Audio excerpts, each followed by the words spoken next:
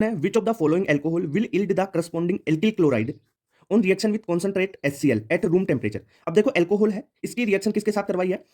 HCl के साथ। देखो मेरी बात सुनो, अगर ROH कोई एल्कोहल है, उसकी रिएक्शन अपन HCl या HX के साथ करवाते हैं तो क्या बनेगा? पहले कार्बोकेटाइन इंटरमीडिएट बनेगा, फिर Cl माइनस इस पे अटैक करके यहां से जुड़ेगा, फिर RCl बनेगा। ठीक है, इतनी बात क्लियर? यानी R प्लस बन गया और उसके फर्दर बाद में आपके पास Cl माइनस इससे जुड़ेगा तो RCl बनेगा। अगर इसमें रीअरेंजमेंट हो रहा है तो करवा दो।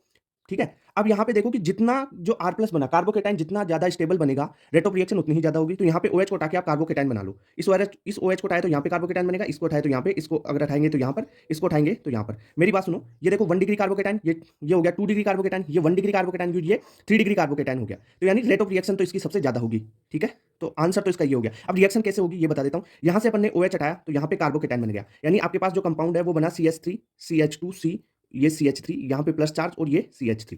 अब क्या होगा, इसके बाद में यहाँ पे Cl माइनस है वो आएगा, Cl माइनस आया और कंपाउंड बना आपके पास CH3 CH2C CH3 CH3 plus था ना, यहाँ पे Cl जुड़ गया, ये हो गया।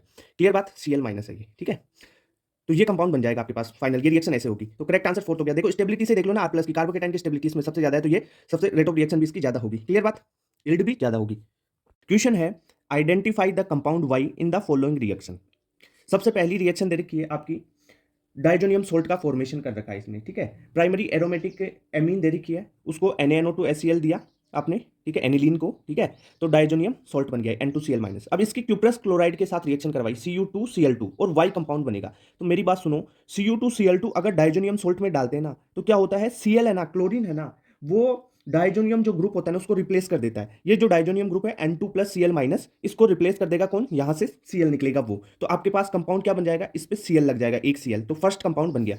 यानी क्या हुआ, जो आपका N2Cl माइनस है ना, N2 प्लस Cl माइनस, ये डाइजोनियम सोल्ट ग्रुप है ना, ये रिप्लेस हो जाएगा किससे? क्लोरीन से, Cu2Cl2 प्लस क्लोराइड डालने पर। ठीक है, तो करेक्ट आंसर फर्स्ट हो गया। क्वेश्चन है, in the order of reactivity of following alcohol with halogen acid. अब देखो, अगर आप किसी एल्कोहल की रिएक्शन किसके साथ करवाते हो, HX, किसी हेलोजन एसिड के साथ करवाते हो, तो देखो यहाँ पे इंटरमीडिएट कार्बोकेटाइन बनेगा, यानी SN1 मैकेनिज्म के थ्रू ये जाती है रिएक्शन। ठीक है, तो आप यहाँ पे कार्बोकेटाइन बना के चेक कर लो कि जिसका कार्बोकेटाइन ज्यादा स्टेबल होगा वो HX के साथ उतने ही जल्दी रिएक्शन देगा, यानी उसकी रिएक्टिविटी ज्यादा होगी। तो यहाँ से OH को उठाया, यहाँ पे प्लस बनाए, तो ये देखो 1 डिग्री कार्बोकेटाइन बन गया।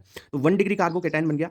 ठीक है सर, यहां से इस OH को उठाएंगे तो यहाँ पे जो कार्बोकेटाइन बनेगा, ये देखो एक CH3 और ये CH3 यहाँ पे है, तो ये 2 डिग्री कार्बोकेटाइन बन जाएगा। यहां से OH को अपन ने रिमूव किया, यहाँ पे प्लस चार्ज बनेगा, तो देखो कौन सा कार्बोकेटाइन बना, 1 2 3, 3 एल्किल ग्रुप लगे हुए हैं, तो ये 3 डिग्री कार्बोकेटाइन बन गया। अब आप मेरे को बताओ कि कार्बोकेटाइन की स्टेबिलिटी क्या होती है? इसकी स्टेबिलिटी होती है भाई सबसे ज्यादा 3 डिग्री की, फिर 2 डिग्री की, फिर 1 डिग्री की। ठीक है, क्लियर बात? ओके, तो 3 डिग्री की यानी C की सबसे ज्यादा, फिर B की, फिर A की, यानी C फिर B फिर A। क्लियर बात? करेक्ट आंसर सेकंड हो गया। क्वेश्चन है, toluene react with halogen in the presence of iron third chloride giving ortho and para halo compound, the reaction is. अब मेरी बात सुनो, इसमें क्या होगा, अगर टोलुइन रिएक्शन कर रही है आयरन थर्ड क्लोराइड की प्रेजेंस में FeCl3। ठीक है, तो यहां पर क्या होगा, जो Cl प्लस है ना वो अटैक करेगा, वो जो बेंजीन रिंग पे इलेक्ट्रॉन डेंसिटी होगी, यानी इलेक्ट्रॉन रिच बेंजीन रिंग है, ठीक है, उस पर अटैक करेगा।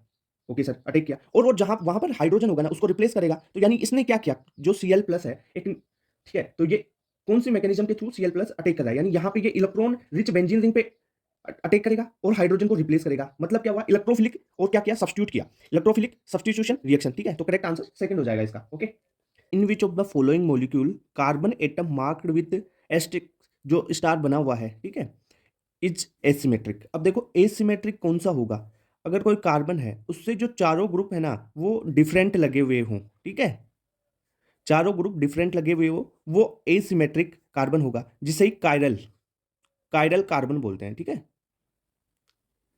ओके सर, इतनी बात के लिए। अब देख लो कौन सा एसिमेट्रिक है, यानी चारों ग्रुप डिफरेंट होने चाहिए। यहाँ पे हाइड्रोजन, फिर आयोडीन, ब्रोमीन, क्लोरीन चारों डिफरेंट है, यानी ये तो होगा, फर्स्ट होगा सही सर। सेकंड में देख लो चारों डिफरेंट है, ये भी होगा। यहाँ पे देखो हाइड्रोजन OH CH3 C2H5, ये भी होगा, डिफरेंट है चारों ग्रुप।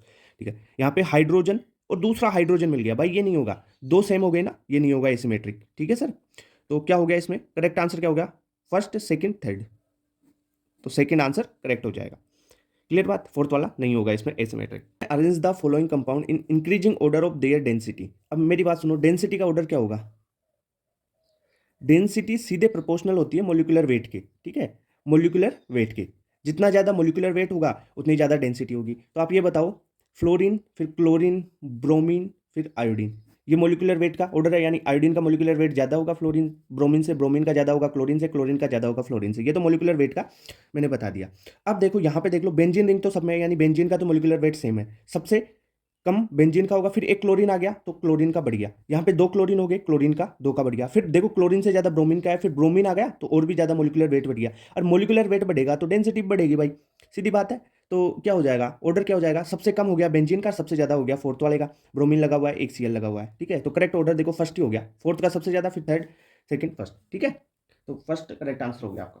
क्वेश्चन है, which of the following alkyl halide will undergo SN1 reaction most radially, यानी मोस्ट इजीली SN1 रिएक्शन कौन देगा, यानी SN1 की रेट किसकी ज्यादा होगी इसमें। यहाँ पे देखो CH3 होल थ्राइस है, यानी टर्सरी कार्बोकेटाइन, सारे में टर्सरी कार्बोकेटाइन है, ठीक है सर, 3 डिग्री है सब में, तो कोई दिक्कत नहीं है, टर्सरी एल्किल हैलाइड है तो सब में तो सेम है। अब देखो यहाँ पे फ्लोरीन, ब्रोमीन और आयोडीन दे रखा है, तो एक बात देखो, अगर यहाँ पर देखो आयोडीन की साइज ज्यादा है, ठीक है, तो CH3C इस एल्किल ग्रुप और आयोडीन, यहाँ पे एल्किल ग्रुप क्लोरीन है, यहाँ पे ब्रोमीन फ्लोरीन, तो ये सीआई बॉन्ड वीकेस्ट बॉन्ड होगा, ठीक है, ये सीआई बॉन्ड वीकेस्ट बॉन्ड होगा। क्यों, क्योंकि डिफरेंस साइज में डिफरेंस कार्बन और आयोडीन में ज्यादा है, कार्बन आयोडीन में साइज डिफरेंस ज्यादा है, तो आयोडीन एक अच्छा लिविंग ग्रुप होगा, यानी ये छोड़ के जल्दी चला जाएगा, तो यहाँ पे कार्बोकेटाइन बन जाएगा, ठीक है सर। ये कार्बोकेटाइन मतलब जो भी SN1 मैकेनिज्म अपन करते हैं कार्बोकेटाइन बनेगा, तो ये जल्दी छोड़ के चले जाएगा, वीकेस्ट बॉन्ड होगा ना सीआई, जल्दी टूटेगा, जल्दी छोड़ के चले जाएगा, रेट ऑफ रिएक्शन उतनी ही ज्यादा होगी, तो फोर्थ आपका करेक्ट आंसर हो गया, ठीक है। फ्लोरीन और CF बॉन्ड भाई वीकेस्ट नहीं होगा, ये तो स्ट्रॉन्ग बॉन्ड हो जाएगा, क्योंकि साइज देखो फ्लोरीन और क्लोरीन की बजाय रिलेटिव देख रहे हैं, सीआई के रिलेटिव क्लोरीन और फ्लोरीन, ठीक है। तो करेक्ट आंसर फोर्थ हो गया आपका, ओके। क्वेश्चन है, match the column first and second.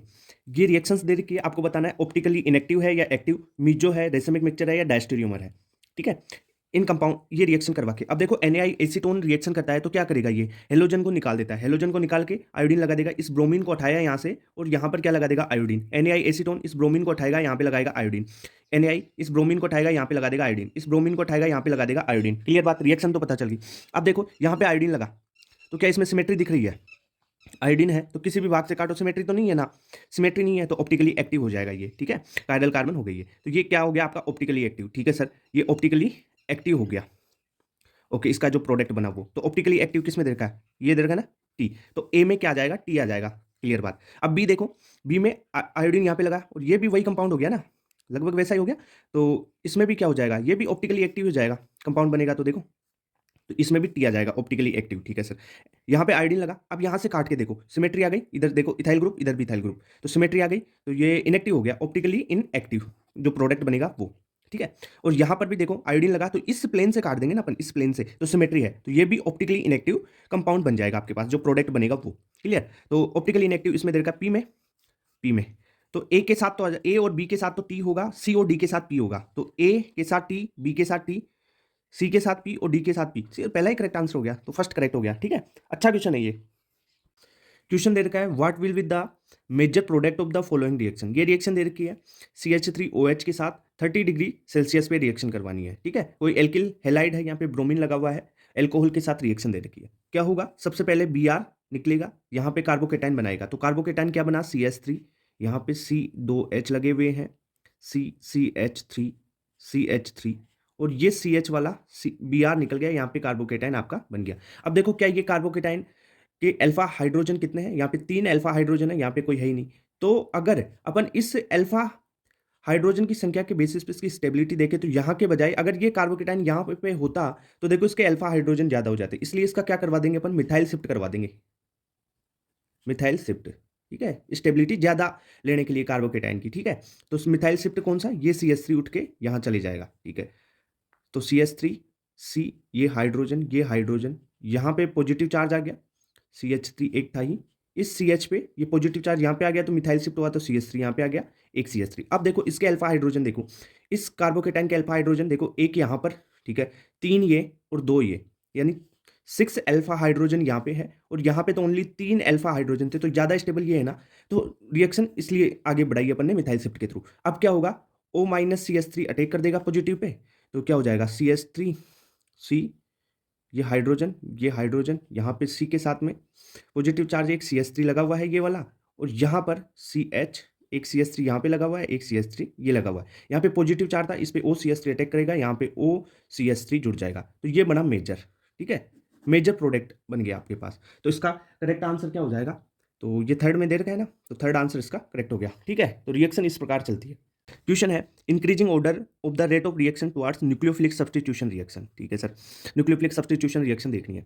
अगर आपके पास देखो इलेक्ट्रॉन विड्रॉइंग ग्रुप लगे हुए हो तो न्यूक्लियोफिलिक सब्स्टिट्यूशन रिएक्शन की रेट बढ़ जाती है। अगर इलेक्ट्रॉन रिलीजिंग ग्रुप लगे हुए हो, ठीक है, इलेक्ट्रॉन रिलीजिंग ग्रुप लगे हुए हो तो जो न्यूक्लियोफिलिक सब्स्टिट्यूशन है उसकी रेट घट जाती है। और इलेक्ट्रॉन रिलीजिंग ग्रुप में भी आप देखोगे कि ऑर्थो की और मेटा का कंपैरिजन करोगे, ठीक है, तो ऑर्थो की ज़्यादा घटेगी। क्यों?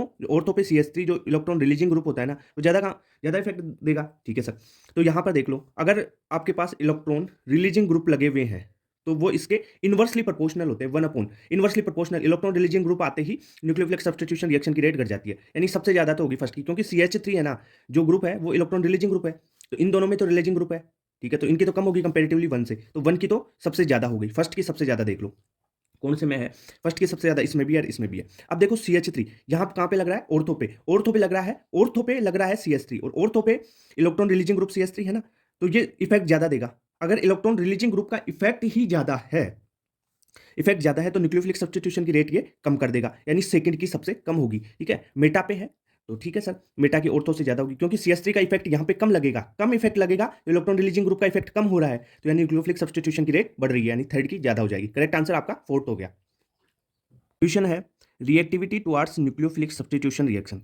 अब देखो न्यूक्लियोफिलिक सब्स्टिट्यूशन रिएक्शन है ना, सबसे पहले देखो इस बेंजीन पे क्लोरीन लगा हुआ है, और ये क्लोरीन के जो लोन पेयर है इसके साथ पार्शियल डबल बॉन्ड के साथ बना रहे हैं, यहाँ पे वो रेजोनेंस में है। ठीक है, तो पार्शियल डबल बॉन्ड बना रहे तो ये बॉन्ड टूटेगा नहीं। ठीक है, अगर आप यहाँ पे कोई भी इलेक्ट्रॉन विड्रॉइंग ग्रुप लगाते हैं ऑर्थो और पैरा पोजीशन पे, जहाँ पे बेंजीन की इलेक्ट्रॉन डेंसिटी है ऑर्थो और पैरा पोजीशन पे, वहां पे अगर इलेक्ट्रॉन विड्रॉइंग ग्रुप लगा देते हैं तो ये बॉन्ड टूट सकता है। ठीक है, तब न्यूक्लियोफिलिक सब्स्टिट्यूशन रिएक्शन हो सकती है। ठीक है, फास्ट।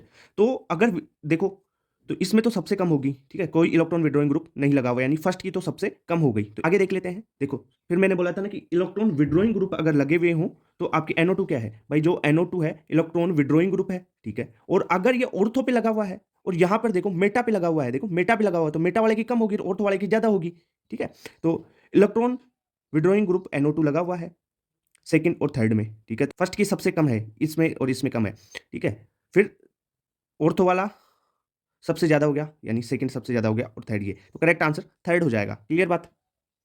क्वेश्चन दे रखा है इस कंपाउंड की रिएक्शन HBr के साथ में करवानी है, उससे एक्स प्रोडक्ट बनता है। ये एक्स प्रोडक्ट क्या बनेगा वो अपने को देखना है। सबसे पहले देखो HBr की रिएक्शन करवा रहे हो इस कंपाउंड के साथ में, यहाँ पे देख लो डबल बॉन्ड है, HBr के साथ डबल बॉन्ड HX वाली रिएक्शन हो जाएगी, और क्या होगा? ये डबल बॉन्ड टूटेगा, यहाँ पे प्लस और यहाँ पे माइनस मान लो। ये कार्बोकेटाइन का फॉर्मेशन होगा ना इस रिएक्शन में, और कार्बोकेटाइन का फॉर्मेशन किधर होगा? जहाँ पे कार्बोकेटाइन स्टेबल बन रहा है। भाई यहाँ पे कार्बोकेटाइन बना रहे हो तो इसके साथ रेजोनेंस में है तो ये स्टेबल होगा, तो यहाँ पे प्लस बन गया तो Br माइनस यहाँ पे जुड़ जाएगा, तो कंपाउंड देखो Br यहाँ पे जुड़ गया। फर्स्ट करेक्ट आंसर आपका हो गया। ठीक है, एक बात और बता दूं, HBr के साथ कोई भी परोक्साइड यहाँ पे नहीं दे रखा। अगर परोक्साइड हो वहां पे एंटी मार्कोनिकोव रूल लगा देना। क्लियर बात? यहाँ पे परोक्साइड नहीं है तो सीधा कार्बोकेटाइन फॉर्मेशन से अपन चलेंगे। क्वेश्चन दे रखा है इन द फॉलोइंग रिएक्शन, ये रिएक्शन दे रखी है ए प्रोडक्ट प्लस बी, ए मेजर है। ठीक है, इसकी ए जो ए प्रोडक्ट बना उसकी HBr और dark in absence of peroxide, peroxide नहीं है, एब्सेंस है प्रोक्साइड की, उसमें बनाओ C और D, सी मेजर है। आपको ए और सी बताना है। ठीक है, मेजर प्रोडक्ट ए एंड सी कौन से होंगे? तो देखो H प्लस के साथ में हीट दे रखी है और एल्कोहल OH वाला ग्रुप लगा हुआ है, तो यहाँ पे एलिमिनेशन हो जाएगा। क्या होगा? यहाँ से OH और यहाँ से H हट जाएगा, तो क्या बनेगा? डबल बॉन्ड फॉर्मेशन हो जाएगा यहाँ पे। ठीक है, तो क्या बना? तो देखो यहाँ पे डबल बॉन्ड बनेगा, तो एक तो ये बन गया। अब ये ए प्रोडक्ट तो आपका ए बन गया, इस पे क्या करवाना है? HBr। ठीक है, प्रोक्साइड नहीं है तो आपको कार्बोकेटाइन फॉर्मेशन से चलना है। यहाँ से आप कार्बोकेटाइन बनाओगे तो इसी पे कार्बोकेटाइन यहाँ पे बनाओगे। ठीक है, क्यों? क्योंकि देखो यहाँ पे कार्बोकेटाइन बनाओगे ये 3 डिग्री कार्बोकेटाइन बनेगा, अगर यहाँ पे बनाओगे तो भाई ये तो 1 डिग्री बनेगा ना, तो 3 डिग्री कार्बोकेटाइन ज्यादा स्टेबल होगा, तो यहाँ पे ये कार्बोकेटाइन बन गया, और जो Br है उसको यहाँ पे जोड़ दोगे तो ये कंपाउंड बन गया, यानी सी ये वाला हो गया आपका। क्लियर बात? समझ में आई? क्वेश्चन है what is a in the following reaction. ये कंपाउंड दे रखा है HCl की रिएक्शन करवानी है, ए कंपाउंड कौन सा बनेगा? सबसे पहले HCl की HX वाली रिएक्शन है, कार्बोकेटाइन बनेगा, तो यहां से अपन कार्बोकेटाइन बनाते हैं, यहाँ पे प्लस चार्ज बना। ठीक है, ये डबल बॉन्ड तोड़ के, तो देखो यहाँ पे प्लस चार्ज बनेगा। अगर इसके अल्फा हाइड्रोजन देखें या इसकी स्टेबिलिटी अपन देखें तो इस कार्बोकेटाइन की स्टेबिलिटी अगर यहाँ पे कार्बोकेटाइन बनाए उससे कम है, तो अपन क्या करेंगे? यहाँ पे हाइड्राइड शिफ्ट करवा देते हैं। हाइड्राइड शिफ्ट में क्या होगा? यहाँ से एक हाइड्रोजन यहाँ पे आ जाएगा और प्लस चार्ज यहाँ पे चले जाएगा। ठीक है, अब ये प्लस चार्ज यहाँ पर आ गया हाइड्राइड शिफ्ट के द्वारा, और एक हाइड्रोजन यहाँ पे आ गया, तो देखो इस प्लस चार्ज की इस बेंजीन रिंग के साथ रेजोनेंस है, तो इसकी स्टेबिलिटी ज्यादा होगी बजाय इसके, यहाँ पे प्लस चार्ज होता है उसके। ठीक है सर, अब प्लस चार्ज है तो उसको Cl माइनस दे दो और यहाँ पे H प्लस दे दो। क्लियर बात? तो यहाँ पे क्या जुड़ जाएगा? CH2 के साथ में Cl, तो देखो कौन से में, ये देखो CH इसके साथ Cl जुड़ गया। क्लियर बात? और ये हो गया, एक हाइड्रोजन यहाँ पे आ जाएगा, एक हाइड्रोजन यहाँ पे रह जाएगा, तो ये CH3 CH2, तो करेक्ट आंसर फोर्थ हो गया। ध्यान रखना जो हाइड्राइड शिफ्ट है वो करवानी है यहाँ पे क्वेश्चन है इन the following reaction A is C25MgBr, ठीक है, इसकी रिएक्शन साइक्लिक ईथर से करवानी है। ओके, तो RMgX वाला सॉल्ट हो गया, ये ग्रिग्नार्ड रिएजेंट वाली रिएक्शन। तो क्या होगा, C2H5 यहाँ से आएगा, यहाँ पे जुड़ेगा, वो ये टूटेगा, यहाँ से OH बनेगा। तो कैसे क्या हो जाएगा प्रोडक्ट आपके पास, C2H5, ये CH2, यहाँ पे CH2 और ये OH लग जाएगा क्योंकि H2O डाला हुआ है। ठीक है, तो ये कौन सा कंपाउंड बन रहा है, C2H5 CH2 CH2 OH, यानी सेकंड आपका करेक्ट आंसर हो गया। ठीक है, नेक्स्ट क्वेश्चन है in Dow's process the starting raw material is. Dow's process में स्टार्टिंग रो मटेरियल अपन क्या लेते हैं भाई, क्लोरोबेंजीन होती है ना, वो लेते हैं, तो क्लोरोबेंजीन सेकंड हो जाएगा इसका आंसर। ओके, क्वेश्चन है treatment of ammonia with excess of ethyl chloride will yield, यानी अमोनिया की रिएक्शन एक्सेस इथाइल क्लोराइड के साथ करवाओगे। ठीक है, तो इथाइल क्लोराइड C2H5Cl, इसकी रिएक्शन एक्सेस में अमोनिया ले लिया अपन ने NH3, तो क्या कंपाउंड बनेगा आपके पास, तो इसमें बनेगा आपके पास देखो C2H5 बना, तो C2H5 ये 4 टेट्रा में हो जाएगी ना, टेट्रा इथाइल अमोनियम सोल्ट बन जाएगा इसका।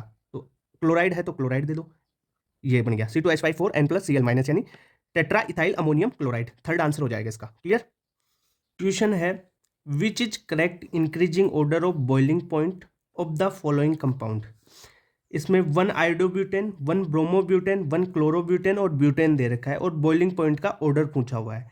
सीधी बात बताऊं, एक बॉइलिंग पॉइंट होता है ना, वो मोलिकुलर वेट के डायरेक्टली प्रोपोर्शनल होता है। सिंपल तरीके से देखो तो आपको ब्यूटेन देखो यहाँ पे, फिर ब्यूटेन के साथ में देखो क्लोरो लगा हुआ है, ब्रोमो लगा हुआ है और आयोडो, तो मोलिकुलर वेट किसका ज़्यादा होता है आयोडीन का ज़्यादा होगा ना ब्रोमीन से, और ब्रोमीन का ज़्यादा होगा क्लोरीन से, और सबसे कम होगा फ्लोरीन का। ऐसे होता है ना, ब्यूटेन तो सब में ब्यूटेन ही है, सेम है, तो आप देख लो ब्यूटेन का सबसे कम, फिर उससे ज़्यादा किसका मोलिकुलर वेट है, क्लोरीन का, तो क्लोरीन का उससे ज़्यादा, फिर क्लोरीन से ज़्यादा ब्रोमीन का मोलिकुलर वेट, तो ब्रोमीन का बॉइलिंग पॉइंट ज़्यादा उससे, और सबसे ज़्यादा मोलिकुलर वेट आयोडीन का, तो आयोडीन का सबसे ज़्यादा बॉइलिंग पॉइंट हो जाएगा। तो करेक्ट आंसर फर्स्ट हो गया। Clear. Halogen atom attach to carbon atom in benzene ring is, कौन सा ऑर्थो पेटा डायरेक्टिंग होगा या ऑर्थो डायरेक्टिंग होगा, क्या होगा वो देखते हैं।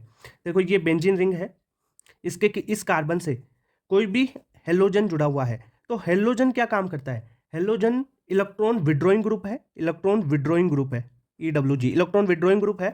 तो ये क्या करेगा, इलेक्ट्रॉन को विड्रॉ करेगा, तो रिंग को डीएक्टिवेट करेगा। तो डीएक्टिवेटिंग कौन सी है, ये डीएक्टिवेट करेगा रिंग को, पहली बात। दूसरी बात, ये क्या करेगा, यहाँ पे रेजोनेंस करेगा, तो अपन रेजोनेटिंग स्ट्रक्चर बना के देखेंगे, तो ये ऑर्थो और पैरा डायरेक्टिंग होता है। ठीक है, तो यहाँ पे क्या होगा, ऑर्थो और पैरा डायरेक्टिंग होगा, और ये रिंग को डीएक्टिवेट करता है क्योंकि इलेक्ट्रॉन विड्रॉइंग ग्रुप है हेलोजन। क्लियर बात, तो करेक्ट आंसर थर्ड हो गया आपका। क्वेश्चन है identify the product A and B in the reaction. अब देखो RX की रिएक्शन AgCN और KCN के साथ करवानी है, तो AgCN तो क्या होगा आपका कोवेलेंट कंपाउंड है, कोवेलेंट, और KCN क्या है, आयनिक। KCN आयनिक है, AgCN है कोवेलेंट, तो AgCN कोवेलेंट बन रहा है। यहाँ पे नाइट्रोजन क्या होगा, नाइट्रोजन पे लोन पेयर अवेलेबल होंगे बॉन्डिंग के लिए, तो रिएक्शन में एक क्या प्रोडक्ट बन जाएगा, RNC। ठीक है, और ये जो B प्रोडक्ट क्या बनेगा, देखो आयनिक है, टूट जाएगा, क्या होगा, RCN आपके पास बन जाएगा। तो B बना RCN, A बना RNC, कारण क्या है, AgCN तो कोवेलेंट है और KCN आयनिक है, तो देख लो A तो RNC और RCN, तो थर्ड आंसर करेक्ट हो जाएगा। क्वेश्चन है the correct order of reactivity towards nucleophilic substitution reaction. अब देखो न्यूक्लियोफिलिक सब्स्टिट्यूशन रिएक्शन में आपको RX का बॉन्ड तोड़ना होता है। अब जो X है, X का मतलब जो हेलोजन है, वो कितनी अच्छी लिविंग एबिलिटी रखता है, कितने अच्छे से टूट के चला जाता है, उस पर रिएक्शन डिपेंड करेगी। तो देखो आयोडीन का साइज क्या है, साइज बड़ा है, तो इसकी लिविंग एबिलिटी ज़्यादा होगी क्योंकि ये आराम से आसानी से बाहर टूट के बाहर निकल जाएगा। ठीक है, तो आयोडीन की साइज बड़ी है, लिविंग एबिलिटी ज़्यादा होगी। तो देख लो न्यूक्लियोफिलिक सब्स्टिट्यूशन रिएक्शन का ऑर्डर, रिएक्टिविटी भी ज़्यादा होगी भाई, जल्दी टूट के निकल जाएगा, लिविंग एबिलिटी ज़्यादा है, तो आयोडीन की ज़्यादा, फिर ब्रोमीन की उससे कम, फिर क्लोरीन, फिर फ्लोरीन, यानी आयोडीन, ब्रोमीन, फिर क्लोरीन और फिर फ्लोरीन। ठीक है, FCl Br I। Okay, clear बात, तो करेक्ट आंसर आपका सेकंड हो गया इसमें। क्वेश्चन है इन the following pair of halogen compound which compound undergo faster SN1 reaction. अब मेरी बात सुनो, SN1 का कॉन्सेप्ट क्या है, SN1 रिएक्शन में रिएक्टिविटी देखोगे तो आप कार्बोकेटाइन की स्टेबिलिटी देख लो, कार्बोकेटाइन की स्टेबिलिटी 3 डिग्री की ज्यादा होती है, फिर 2 डिग्री की उससे कम, 1 डिग्री की उससे कम। ठीक है, ये होती है कार्बोकेटाइन की स्टेबिलिटी, इससे अपन चलेंगे। तो SN1 में देखो ये क्या है, 3 डिग्री है और ये 2 डिग्री, तो 3 डिग्री की ज्यादा हो जाएगी। यहाँ पे देखो 2 डिग्री और ये Cl है, तो ये 1 डिग्री पे लगा हुआ है। ठीक है, तो RX की स्टेबिलिटी देख रहे हो ना आप भाई, ये क्या है, ये 2 डिग्री की ज़्यादा हो गई, यानी 3, देखो यहाँ पे तो फर्स्ट की और यहाँ पे ये सेकंड वाले की, इनकी ज़्यादा होगी। कौन से ऑप्शन में है, देखो 3 डिग्री दे रखा है इसमें और सेकंड वाला दे रखा है यहाँ पे, तो करेक्ट आंसर सेकंड हो जाएगा। क्लियर बात। कॉन्सेप्ट क्या है, SN1 रिएक्शन में आप रेट ऑफ रिएक्शन देखोगे, ठीक है, या हेलोजन कंपाउंड्स के साथ में SN1 रिएक्शन हो रही है RX की, तो उसकी रिएक्टिविटी 3 डिग्री, 2 डिग्री, 1 डिग्री होती है। क्लियर। क्वेश्चन है reactivity order of halides for dehydrohalogenation reaction. देखो डिहाइड्रोहेलोजिनेशन रिएक्शन है, इसमें क्या होगा, RI, RF, RCl ये वाले बॉन्ड टूटेंगे, RX वाला बॉन्ड टूटेगा। जो अच्छा लिविंग ग्रुप होगा, ठीक है, जो अच्छा लिविंग ग्रुप होगा उसकी रिएक्टिविटी उतनी ही ज्यादा होगी। यानी लिविंग ग्रुप का मतलब जो बॉन्ड वीक होगा, मतलब देखो आर आई बॉन्ड देखें अपन और आर बी आर बॉन्ड देखें, देखो आयोडीन की साइज बड़ी है तो ये बॉन्ड जल्दी टूटेगा, यानी ये वीकर बॉन्ड हो जाएगा, और बी आर की साइज छोटी है आयोडीन के कंपैरिजन में, तो ये स्ट्रॉन्ग बॉन्ड होगा इसके बजाय, तो आर आई की रिएक्टिविटी ज्यादा होगी बजाय आर बी आर के। क्लियर बात। तो आपका सबसे ज्यादा रिएक्टिविटी आर आई, फिर साइज देख लो बी आर की उससे छोटी, क्लोरीन की उससे छोटी, और आर एफ की सबसे छोटी, तो करेक्ट आंसर सेकंड हो गया। क्लियर बात। कॉन्सेप्ट क्या है पता होना चाहिए, साइज देखो, साइज से आप देख लो कि कौन सा बॉन्ड वीक है, वीक बॉन्ड जल्दी टूटेगा यानी लिविंग एबिलिटी ज्यादा होगी। क्लियर बात। रेट ऑफ रिएक्शन ज्यादा हो जाएगी। ठीक है। क्वेश्चन है इन द रिएक्शन C2H5I, इसकी रिएक्शन एल्कोहलिक KOH के साथ करवाओ, फिर X बनेगा इसकी रिएक्शन Br2 के साथ करवानी है, फिर Y बनेगा Y की रिएक्शन KCN के साथ करवानी है, Z बनेगा अपने को X Y Z तीनों बताने हैं। देखो एल्कोहलिक KOH तो क्या करेगा, डिहाइड्रोहेलोजिनेशन, अभी बताया था मैंने आपको, तो क्या बन जाएगा, देखो C2H5I इसकी रिएक्शन आप एल्कोहलिक KOH के साथ करवाते हो तो आपके पास CH2 double bond CH2 compound बन जाएगा। अब इसकी रिएक्शन आपको क्या किसके साथ करवानी है, Br2 ब्रोमीन के साथ करवानी है, तो ब्रोमीन क्या करेगा, देखो ब्रोमीन लग जाएगा यहाँ पे CH2, ये ब्रोमीन लग गया, बोन CH2 ये ब्रोमीन आ गया। अब इसकी रिएक्शन KCN के साथ करवानी है, KCN क्या है, आयनिक कंपाउंड है तो CN जुड़ेगा, तो कैसे जुड़ जाएगा, देखो CH Br की जगह CN जुड़ जाएगा ना, CH2 बॉन्ड CH2 है, यहाँ पे CN जुड़ गया और यहाँ पे भी CN जुड़ गया। इतनी बात क्लियर। तो कंपाउंड क्या बना, पहला कंपाउंड तो देखो CH2 डबल बॉन्ड CH2 ये बन गया, C2H4 बन गया, C2H4 बन गया। सेकंड कंपाउंड बना CH2 के साथ 2 Br जुड़ गए यानी ये बन गया सेकंड, और थर्ड कंपाउंड क्या बन गया आपके पास, यानी जेड वाला CN जुड़ गया। ठीक है, आयनिक है इसलिए C से जुड़ा है, अगर AgCN होता यहाँ पे तो NC होता। ठीक है, तो करेक्ट आंसर थर्ड हो जाएगा। क्वेश्चन है इन द रिएक्शन, ये कंपाउंड दे रखा है, इसकी रिएक्शन HX के साथ करवाई तो B कंपाउंड बना, B की रिएक्शन मोइस्ट Ag2O के साथ करवाए तो कंपाउंड C बना। अपने को कंपाउंड C पूछा है तो सबसे पहले इस कंपाउंड ये ले लिया, इसकी रिएक्शन HX के साथ करवाते हैं, HX के साथ रिएक्शन करवाते हैं तो कार्बोकेटाइन फॉर्मेशन से करवाते हैं। यहाँ पे ये देखो डबल बॉन्ड को तोड़ो, यहाँ पे प्लस चार्ज बनाओ। ठीक है, तो यहाँ पे आपका X आ जाएगा, तो CH3 ये CH2, यहाँ पे CH ये X आ गया और ये CH3। अब इसकी रिएक्शन मोइस्ट Ag2O या AgOH भी साथ, AgOH बन गया ना, ये मोइस्ट है इसलिए। ठीक है, तो ये क्या करेगा, इस हेलोजन को उठाएगा और एल्किल हैलाइड को ये एल्कोहल में कन्वर्ट कर देता है, तो X को उठाएगा और OH लगा देगा, तो क्या बन जाएगा कंपाउंड CH3 CH2, यहाँ पे CH ये OH आ गया CH3। ठीक है, तो ये X को उठा के क्या डाल दिया यहाँ पे OH, तो यानी एल्कोहल बन गया। और ये देखो ये क्या कौन सा एल्कोहल है, ये सेकेंडरी एल्कोहल बन गया। ठीक है, ये इस कार्बन पे OH लगाओ, सेकेंडरी एल्कोहल। ओके, तो करेक्ट आंसर क्या हो गया, फोर्थ हो गया ना, सेकेंडरी एल्कोहल।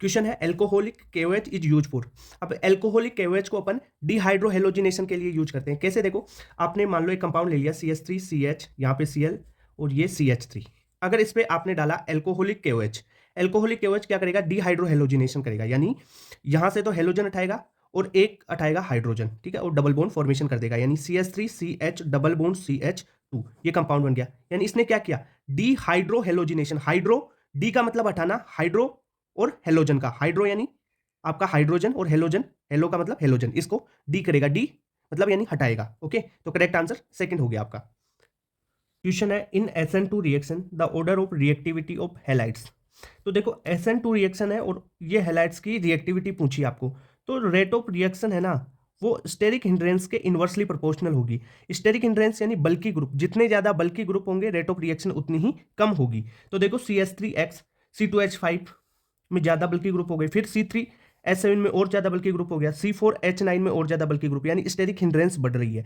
अगर स्टेरिक हिंड्रेंस बढ़ेगी तो रेट ऑफ रिएक्शन कम होगी, तो सबसे ज्यादा रेट ऑफ रिएक्शन CH3X की होगी, तो सबसे ज्यादा CH3X, फिर C2H5, फिर C3H7, फिर C4H9 की सबसे कम, यानी करेक्ट आंसर फर्स्ट ही हो गया। क्लियर बात। कॉन्सेप्ट ये है rate of reaction steric hindrance के इनवर्सली प्रोपोर्शनल होती है। क्वेश्चन है Wurtz reaction is not possible with, देखो वुड्स रिएक्शन है ना वो टर्सरी जो एल्किल हैलाइड्स होते हैं ना उनमें नहीं होती है, तो टर्सरी एल्किल हैलाइड यानी 3 डिग्री कार्बन वाला एल्किल हैलाइड देख लो रे, तो ये तो नहीं है, ये भी नहीं है, ये हो गया ना CH3 3 यूनिट्स लगी हुई है इसके Cl के साथ में, तो सेकंड में वुड्स रिएक्शन नहीं होगी। वुड्स रिएक्शन भाई डिस्प्रोपोर्शनेशन वगैरह वो चीजें होती है ना टर्सरी एल्किल हैलाइड में, वो ध्यान रखना, ओके। और इसकी डिटेल में मैंने मैकेनिज्म वगैरह सब कुछ बता रखी है कि टर्सरी होगा तब कैसे रिएक्शन होती है और वुड्स रिएक्शन प्राइमरी और सेकेंडरी में कैसे होती है। तो टर्सरी में वुड्स रिएक्शन पॉसिबल नहीं है। क्वेश्चन है 2 bromobutane on treatment with alcoholic केवेज। तो 2 ब्रोमोब्यूटेन अपन बना लेते हैं। 2 ब्रोमोब्यूटेन की स्ट्रक्चर CH3, ये CH यहाँ पे ब्रोमीन लगा दो, CH2 CH3, ठीक है। इसकी रिएक्शन किससे करवानी है? एल्कोहलिक केवेच डालना है तो डिहाइड्रोहेलोजिनेशन कर देगा, यानी यहां से Br और एक हाइड्रोजन निकलेगा। तो आपके पास क्या बनेगा? CH3 CH double bond CH bond CH3, ये तो एक बन जाएगा मेजर। अगर हेलोजन, ये हेलोजन और यहां से हाइड्रोजन निकालता है तब ये बनता है। अगर हाइड्रोजन यहां से रिमूव कर ले, यानी HBr निकालना है इसको, तो एक हाइड्रोजन यहां से निकालता है तो ये डबल बॉन्ड यहां बनेगा। अगर हाइड्रोजन यहां से निकालता है तो आपके पास CH2 double bond CH2 CH3, ये कंपाउंड बन जाएगा। इसमें देखो ये इस डबल बॉन्ड के इर्द गिर्द ज्यादा सब्सटेंट है तो ये मेजर है, या आप अल्फा कार्बन से भी देख सकते हैं इसको। इस ये वाला माइनर बनेगा, ओके। यहाँ पे इस डबल बॉन्ड के इर्द गिर्द देखो ये एक ही सब्सटेंट है, ओके। तो मेजर और माइनर दो प्रोडक्ट बन गए। अगर आपको मेजर पूछे तो आपको यही बताना है, ये क्या है? ब्यूट 2 इन। अगर कुछ भी नहीं बोला है और ऑप्शन में ऐसे दे रखा है कि बोथ 1 and 2, ठीक है, तो आपको दोनों के लिए लगाना है। यानी ये ब्यूट 2 इन है, ये ब्यूट 1 इन है, तो ब्यूट 2 इन भी है, ब्यूट 1 इन दोनों ही है ऑप्शन में। और मेजर नहीं पूछा और कुछ नहीं बोला तो आपको दोनों के लिए आंसर लगाना है, यानी 1 and 3, बोथ 1 and 3, ये वाला ब्यूट 1 इन और ब्यूट 2 इन दोनों है। क्लियर बात? The reaction C2H5Br plus NaI की रिएक्शन करवानी है। एसीटोन के साथ में हल्की सी हीट दे रखी है, तो यहां से बना Br हटेगा और आयोडीन लगेगा, ठीक है, और NaBr निकल जाएगा। तो ये कौन सी रिएक्शन दे रखी है भाई? अगर आपके पास NaI और एसीटोन दे रखा हो, ठीक है, और एल्किल हैलाइड की रिएक्शन करवानी हो, और अगर आपके पास एल्किल हैलाइड से एल्किल हैलाइड का ही फॉर्मेशन हो रहा है, यानी ब्रोमीन हटके आयोडीन लग रहा है और NaI और एसीटोन है, तो ये फिंकलस्टीन रिएक्शन होती है। क्लियर बात? तो नेम रिएक्शन है फिंकलस्टीन, ध्यान रखना। क्वेश्चन है the compound that react the fastest with sodium methoxide is. अब देखो सोडियम मिथोक्साइड के साथ ये रिएक्शन कर रही है, तो देखो ये रिएक्शन एडिल SN2 एडिशन एलिमिनेशन वाली रिएक्शन हो गई ना, यानी इसमें कार्ब एनाइन बनेगा। अब कार्ब एनाइन कौन स्टेबल करता है? जितने ज्यादा इलेक्ट्रॉन विड्रॉइंग ग्रुप होंगे, जितने ज्यादा इलेक्ट्रॉन विड्रॉइंग ग्रुप होंगे, जितने ज्यादा उतना ज्यादा कार्ब एनाइन स्टेबल, यानी रेट ऑफ रिएक्शन उतनी ही ज्यादा। तो यहाँ पे देखो NO2 दो है, यहाँ पे एक NO2 है, यहाँ पे एक NO2 है, यहाँ पे कोई NO2 नहीं है, यानी सबसे फास्टेस्ट पूछा है। तो फास्टेस्ट तो फर्स्ट ही रिएक्शन, फर्स्ट वाला ही कंपोनेंट फास्टेस्ट रिएक्शन देगा, ठीक है। रिएक्शन कैसे होगी? जैसे मान ले अपन एरिल क्लोराइड ले लिया, उसकी रिएक्शन करवानी है अपने को सोडियम मिथोक्साइड, यानी MEONA, ये सोडियम मिथोक्साइड हो गया। ये रिएक्शन क्या होगा? जो क्लोराइड है ये निकल जाएगा और NaCl बना लेगा, ठीक है, और ArOMe, यानी ये मिथोक्साइड इसके साथ प्लस NaCl बाहर निकल जाएगा। क्लियर बात? ये रिएक्शन ऐसे होती है। रिएक्शन में कार्बेनाइन बनेगा मैकेनिज्म में, और कार्बेनाइन को कौन स्टेबल करता है? Electron withdrawing group. Electron withdrawing group जितने ज्यादा कार्बेनाइन उतना ज्यादा स्टेबल। तो NO2 यहाँ पे 2 है, यहाँ पे 1 है, यहाँ पे 1 है, जितने ज्यादा NO2 क्या इलेक्ट्रॉन विड्रॉइंग ग्रुप ही तो है, तो जितने ज्यादा NO2 उतनी ही फास्टेस्ट रिएक्शन। तो फर्स्ट आंसर करेक्ट हो गया। क्वेश्चन है Y in the given reaction, ये दे रखा है, इसमें वाई प्रोडक्ट अपने को पूछा है।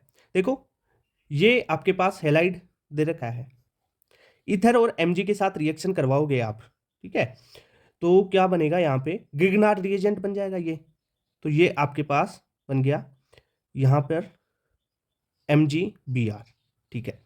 अब इसकी रिएक्शन आपको करवानी H2 और HCl दे रखा है, तो ये यहाँ से क्या करेगा? H+ ले लेगा और MgBr यहाँ से निकलेगा, तो आपके पास फाइनल प्रोडक्ट क्या बन जाएगा? ये, यानी साइक्लोहेक्सेन बन जाएगा। क्लियर बात? तो करेक्ट आंसर कौन सा हो जाएगा इसमें? साइक्लोहेक्सेन आपका वाई प्रोडक्ट बन गया। क्वेश्चन है which one of the following species will be most reactive in SN2 reaction. अब SN2 रिएक्शन की अगर रिएक्टिविटी देखते हो तो SN2 रिएक्शन में आप रेट ऑफ रिएक्शन देखो तो ये 1 डिग्री की ज़्यादा, फिर 2 डिग्री, फिर 3 डिग्री होगी, ठीक है, रिएक्टिविटी, ये पता है। दूसरी बात एक और कि आपको रेट ऑफ रिएक्शन देखनी है ना, वो स्टेरिक हिंड्रेंस के इनवर्सली प्रोपोर्शनल होगी, यानी जितने ज़्यादा बल्कि ग्रुप होंगे रेट ऑफ रिएक्शन उतनी ही कम होगी, ठीक है। तो यहाँ पर सबसे ज़्यादा 1 डिग्री की होगी, ठीक है। तो 1 डिग्री देखो, ये Cl 1 डिग्री इस कार्बन से जुड़ा हुआ है, यानी ये भी 1 डिग्री है और ये भी 1 डिग्री है आपके पास। ये 2 डिग्री हो गया आपके पास, ये भी 2 डिग्री हो गया, तो इनका तो मामला ही खत्म। अब देखो 2 और 1 डिग्री है। अब देखो जिसमें स्टेरिक हिंड्रेंस ज्यादा होगी उसकी रिएक्टिविटी कम होगी। यहाँ पे देखो 3 बल्कि ग्रुप, 3 CH3 ग्रुप लगे हुए हैं, यानी स्टेरिक हिंड्रेंस यहाँ पे ज्यादा है, यहाँ पे तो एक CH3 ग्रुप ही है, ठीक है। तो स्टेरिक हिंड्रेंस यहाँ पे ज्यादा है, यहाँ पे क्या है? स्टेरिक हिंड्रेंस है ज्यादा, तो रिएक्टिविटी यहाँ पे कम होगी। यहाँ पे स्टेरिक हिंड्रेंस कम है तो रिएक्टिविटी इसकी ज्यादा हो गई, ठीक है। ऐसे देखेंगे अपन क्वेश्चन का आंसर, ठीक है। तो फर्स्ट आंसर करेक्ट हो गया। SN2 रिएक्शन के लिए बात कर रहे हैं अपन। क्वेश्चन है इन द रिएक्शन C2H5I इसकी रिएक्शन एल्कोहलिक KOH के साथ करवाओ, फिर X बनेगा इसकी रिएक्शन Br2 के साथ करवानी है, फिर Y बनेगा Y की रिएक्शन KCN के साथ करवानी है, Z बनेगा अपने को X Y Z तीनों बताने हैं। देखो एल्कोहलिक KOH तो क्या करेगा डिहाइड्रोहेलोजिनेशन, अभी बताया था मैंने आपको, तो क्या बन जाएगा देखो C2H5I इसकी रिएक्शन आप एल्कोहलिक KOH के साथ करवाते हो तो आपके पास CH2 double bond CH2 compound बन जाएगा। अब इसकी रिएक्शन आपको क्या किसके साथ करवानी है Br2 ब्रोमीन के साथ करवानी है, तो ब्रोमीन क्या करेगा देखो ब्रोमीन लग जाएगा यहाँ पे CH2 ये ब्रोमीन लग गया बोन CH2 ये ब्रोमीन आ गया। अब इसकी रिएक्शन KCN के साथ करवानी है, KCN क्या है आयनिक कंपाउंड है तो CN जुड़ेगा, तो कैसे जुड़ जाएगा देखो CH Br की जगह CN जुड़ जाएगा ना, CH2 बोन CH2 है, यहाँ पे CN जुड़ गया और यहाँ पे भी CN जुड़ गया। इतनी बात क्लियर। तो कंपाउंड क्या बना, पहला कंपाउंड तो देखो CH2 डबल बॉन्ड CH2 ये बन गया, C2H4 बन गया, C2H4 बन गया। सेकंड कंपाउंड बना CH2 के साथ दो Br जुड़ गए यानी ये बन गया सेकंड, और थर्ड कंपाउंड क्या बन गया आपके पास यानी जेड वाला CN जुड़ गया, ठीक है आयनिक है इसलिए C से जुड़ा है, अगर AgCN होता यहाँ पे तो NC होता, ठीक है तो करेक्ट आंसर थर्ड हो जाएगा।